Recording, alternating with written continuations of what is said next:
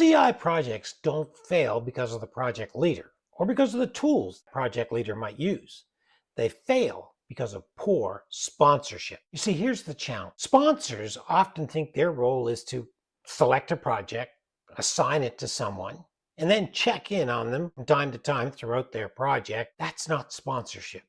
That's oversight. You see, sponsors in a CI world own the pain of the problem. It's an essential concept to appreciate as a leader in an organization when you're looking at the difference between sponsors and coaches and project leaders and mentors. You see, sponsor is like a homeowner. Now imagine for a moment that you have an electrical problem or a plumbing problem. As a homeowner, you may not fix it yourself, unless you're an expert, but you bring in the expert.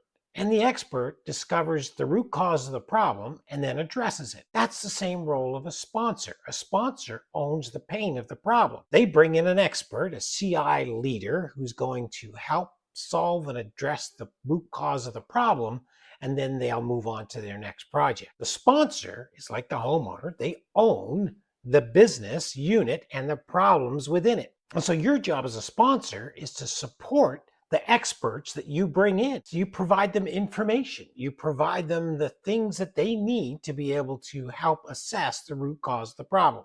And here's the other thing about sponsors. It's not just about addressing the problem. They also have to develop the people in the process. Oh, it's easy to bring somebody in who's already done a similar project or somebody who was experienced and can get it done. And that might solve your problem, but you haven't built capacity. You haven't developed anyone in the opportunity of addressing the problem. And that is the role of a sponsor, to develop the people as well as solve the problem. Because if a sponsor only focuses on results, they're not building capability, they're not building capacity, they're not developing their people. And people want to be developed, they want to grow, they want to contribute. And when you stretch them a little bit in giving them a project that they're not going to be able to do easily, that's when they'll grow the most. That's when you'll be able to help them the most. There are 4 key things that a sponsor must do. First thing they have to do is make sure they intentionally match the project to the right CI leader. As again, that's got to be an opportunity for their growth and development. But here's the interesting thing when that happens. If you're just focused on the project results, you miss the opportunity to develop the person. You want to develop your team while you solve the problem. The second thing that a sponsor does is make sure that the project has real, clear business result connection. It has to connect to the strategy of the organization.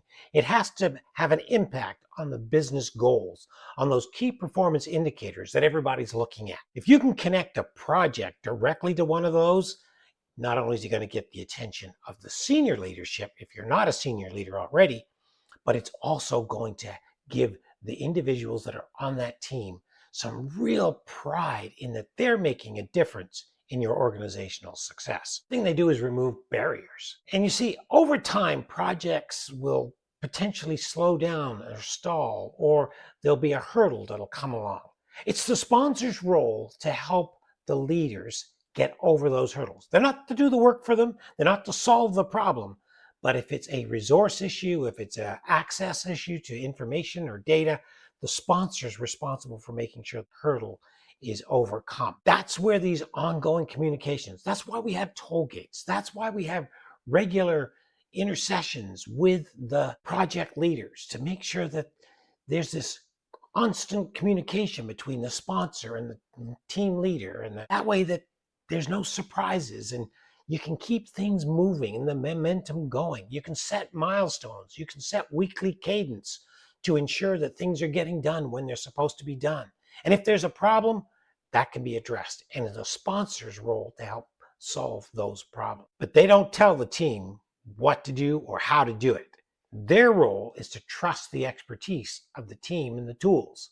They simply help get things out of the way to ensure that it can be done. And fourth, they develop their project leaders. And this is probably, in my opinion, the most important role of a sponsor. Yes, you want the problem solved, but developing the people, that's an essential component of any good CI leader. And you ask the right questions. You meet on a regular cadence and you ensure that you're asking the right questions. I have a checklist of questions that I ask at each stage of a project And I have them ready so that when I'm sitting with somebody and I'm the sponsor of that person or that project, I'm able to ask the right questions that create self-awareness and self-development in my project leaders. If you want a copy of that checklist, just send me a direct message or contact me through my website, and I'd be happy to share that with you. In addition to asking questions, they provide feedback, and that's important. They observe the project leader, and they provide feedback at intervals to be able to help the project leader become self-aware of their style of project leadership, of their style of stakeholder management, of their style in being able to get things done through various levels of stakeholders. You sponsors can really make that happen.